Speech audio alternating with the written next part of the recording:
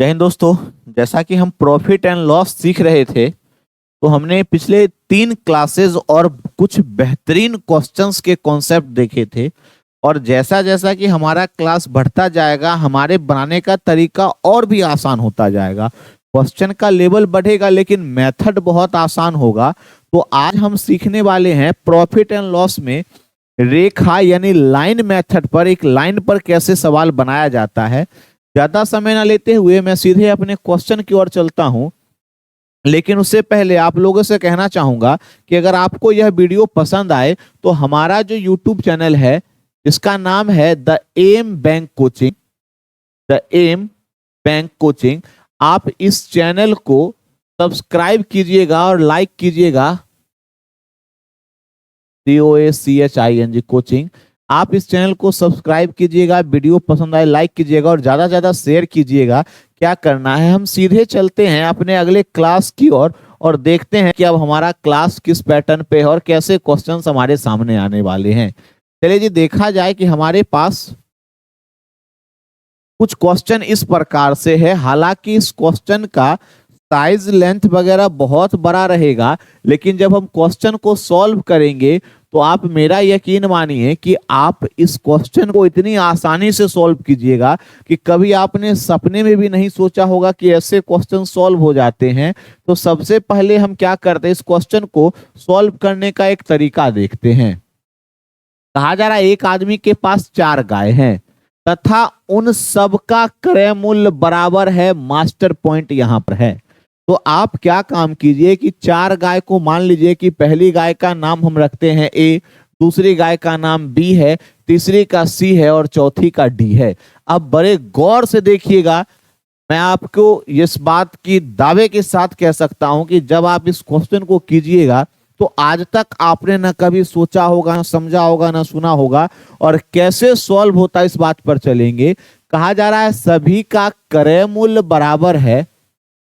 तो दोस्त मेरे, हम ऐसा मान लेते हैं कि ऐसा यह मान लेते हैं, यह हमने एज्यूम कर लिया है कि इसका भी क्रय मूल्य 100 है, इसका भी क्रय मूल्य 100 है, इसका भी 100 है और इसका भी 100 है।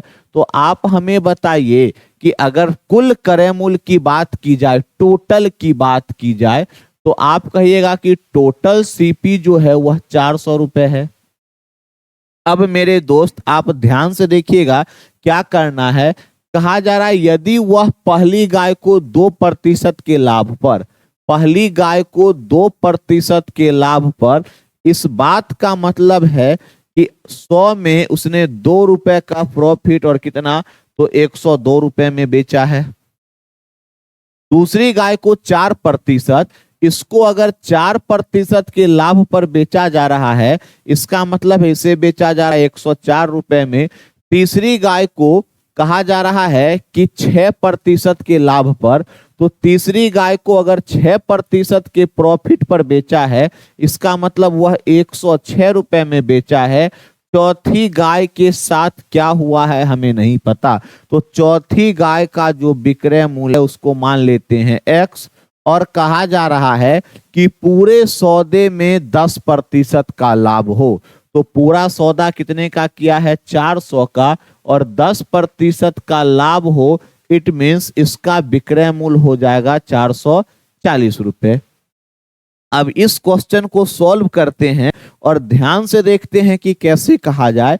तो हम इस बात को ऐड करते हैं, 6 4 10 और 2 12 का 2 जमा रह गया 1, और यहाँ पर 312 प्लस का x जो होगा वह किसके इक्वल, तो आप कहिएगा सर 440 के इक्वल।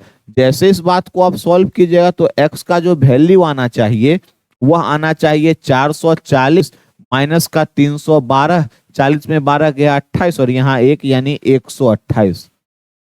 इस x की जगह 128 आया। तो आप मेरे दोस्त हमें इतना बताइए कि आपने जिस चीज को 100 रुपए में खरीदा है और 128 में बेचा है, तो क्या होगा, तो लाभ होगा। और कितने का होगा, तो 28% का, क्योंकि 100 पर कैलकुलेट करेंगे वही आंसर होगा। ऑप्शन नंबर ए हमारा आंसर है। और यह क्वेश्चन आपके छोटे छोटे एग्जाम CHSL हो गए, बिहार SSC हो गए, SSC GD हो गए, इन सबों में, रेलवेज वगैरह के एग्जाम में बहुत रूप से आते हैं। बेहतरीन सवाल। अब ध्यान रखिए कि एग्जामिनर आपसे दो चीजों का डिमांड करता है। एक तो किस क्वेश्चन को आप छोटा कीजिए और सटीक सटीक आंसर बताइए। अगर आप अभी भी इस पैटर्न को फॉलो करते हैं, यकीन मानिए दोस्त, मैं इस बात को लिखित रूप से दे सकता हूं कि अगर आपने क्वेश्चन में कभी ऐसा सुन भी लिया, सोच लिया, या प्रॉफिट लॉस में कभी आपने 100 या x मान लिया है, आपके सिलेक्शन में बहुत दूरी है। सूरज की रोशनी यानी धरती से, इस पृथ्वी से सूरज की जितनी दूरी है उतना आप सिलेक्शन से दूर हैं। ऐसे क्वेश्चंस को करने के लिए हम लोग लाइन मेथड का यूज करते हैं, और देखिएगा कि हमारे पास लाइन मेथड क्या होता है। और याद रखिएगा कि लाइन मेथड अप्लाई कब होगा, तो लाइन मेथड को अप्लाई करने के लिए हम लोग क्या कहेंगे, क्या कब अप्लाई होगा, तो हम लिख देते हैं जब वस्तु का, कई सारी वस्तुओं का क्रय मूल्य जो हो वह बराबर हो, समान हो, इक्वल हो, बराबर हो, तब आप लोग लाइन मेथड का यूज कीजिएगा। और एज ए दुकानदार सोचिएगा कि आपने एक लाइन खींच दिया तो यह आपकी दुकान हो गई। देखिएगा इसमें कहा जा रहा है कि सबका क्रय मूल्य बराबर है, तो यह हमारे पास मास्टर पॉइंट है। अब हमारे पास क्वेश्चन में कुछ बचा नहीं है। अगर जैसे इस बात को आप समझे हैं तो आप बताइए कि क्या हम इस चीज को ऐसा कर सकते कि एक आदमी के पास 4 गाय है, तो पहली गाय, दूसरी गाय, तीसरी गाय और चौथी गाय। अब ध्यान से देखिएगा हम कैसे सवाल को सॉल्व करें, बड़े गौर से देखिएगा। यदि वह पहली गाय को 2% के लाभ पर, तो लाभ हो रहा है तो प्लस का, दूसरे को 4% और तीसरे को 6%, चौथे के बारे में हमें नहीं पता। चौथे को कितने प्रतिशत लाभ पर बेचे कि पूरे सौदे में 10% का लाभ हो, तो पूरे सौदे में 10 का लाभ हो। और सौदा कितने का है, तो कहिएगा 1 है, 2 है, 3 है और 4 है, यानी सौदों की संख्या 4 है, तो 10-10 का सब पर लाभ लेगा, यानी 40 सब मिलाकर होना चाहिए। अब इस बात को ऐड कीजिए तो 4 और 2 6 और 6 12, तो हम लोग कह सकते हैं 12। और इस बात को अगर हम ए मान ले तो 12 + ए, 4 दाहें 40, और ए का जो वैल्यू होगा वह 40 - 12 = 28%।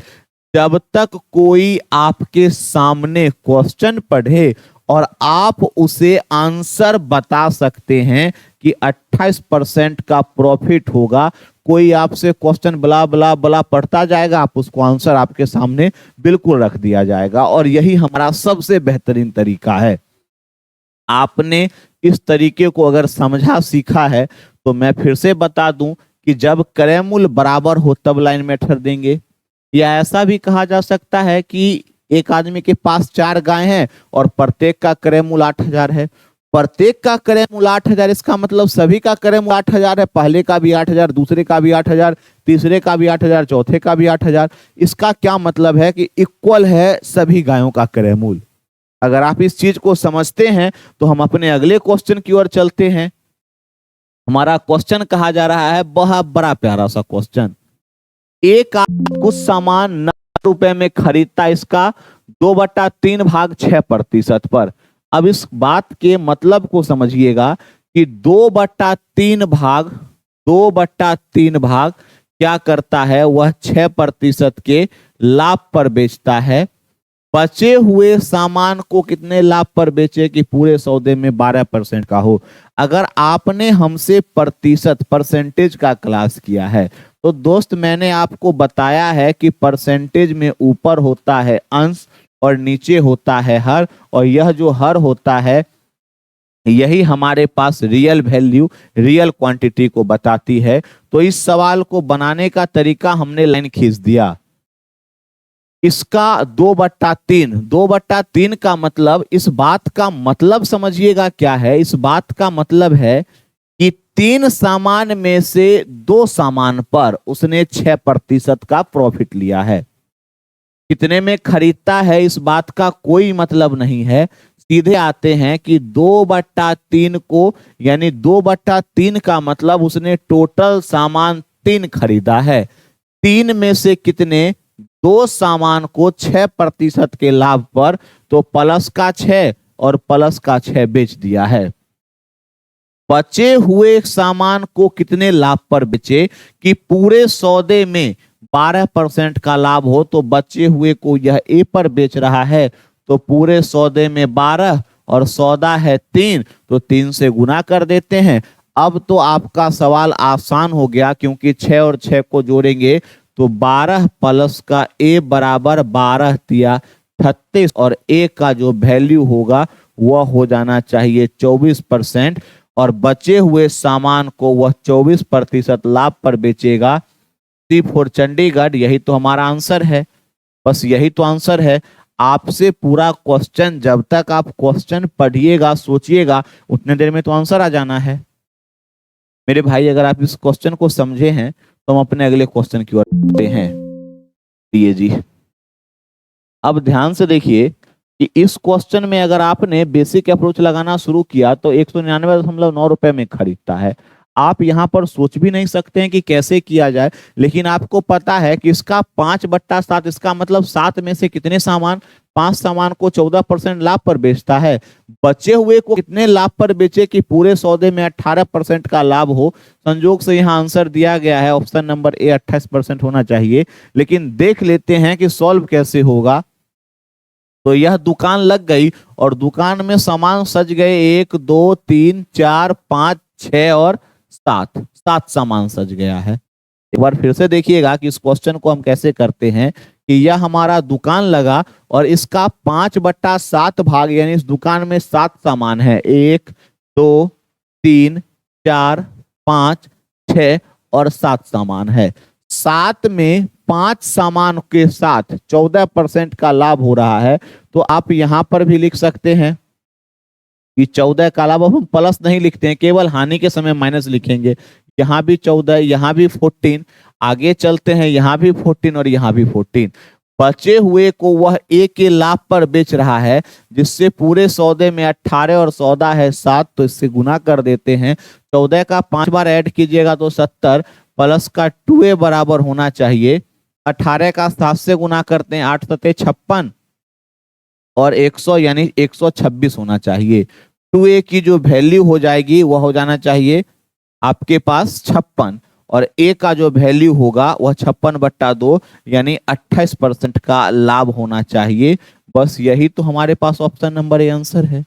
अब कुछ लोग कहिएगा कि सर इस 199.9 में खरीदा, इसका क्या मतलब है? तो मेरे भाई इस बात पर वैज्ञानिक लोग रिसर्च कर रहे हैं, अगर पता चले तो हम आपको बता देते हैं, और जिन्हें अभी तक भी समझ में नहीं आ रहा वह समझने की कोशिश कीजिए। आप अपने जिंदगी को अंधेरे में मत रखिए, आप बार बार मेहनत कीजिए, बार बार मेहनत कीजिए, अच्छे चीजों को गेन करने की कोशिश कीजिए। घिसी पिटी बातों को पढ़कर अगर सिलेक्शन होता तो तैयारी करने वालों की संख्या करोड़ों लाखों में है, ध्यान रखा जाए। चलते हैं आगे अगले क्वेश्चन की ओर। चौथा क्वेश्चन हमसे क्या कहा जा रहा है देख लेते हैं। चलिए जी, बड़ा बेहतरीन सा सवाल है।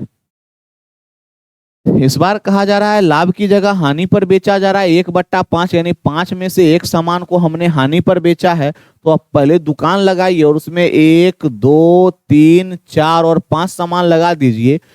बस इस क्वेश्चन का इसका कोई मतलब नहीं है दोस्त, यहां से है 1/5 25% हानि, तो 5 में से एक सामान पर हानि हुई तो माइनस का 25। बचे हुए सामान को कितने लाभ पर बेचे, तो यहां भी ए, यहां भी ए, यहां भी ए और यहां भी ए। पूरे सौदे में 25% का लाभ हो, और सौदा है हमारे पास कितने का, तो 5 सौदा है, 25 का 5 से गुना करेंगे। इस बात को देखेंगे तो माइनस का 25 ए, सॉरी माइनस का 25 1 2 3 4 और प्लस का 4 ए अगर ऐड कर दिए तो यह 125 के बराबर, और 4a बराबर होना चाहिए। यह वैल्यू माइनस का 25 अगर उधर गया तो प्लस का 25 मिल जाएगा। और आप देखिएगा कि ए का वैल्यू क्या होना चाहिए, तो 150/4 आप भाग करिएगा, 4 तिया 12, 4 सत्ते 28 और 37.5%, यानी option number D for Delhi, यही हमारा आंसर है। जब तक कोई क्वेश्चन पढ़े आप ऐसे क्वेश्चंस को देखते के साथ बता सकते हैं, धुआं उड़ा सकते हैं, बड़े ध्यान से। चलिए जी, हम अपने अगले क्वेश्चन की ओर चलते हैं और देखते हैं कि हमारा अगला क्वेश्चन क्या कहा जा रहा है।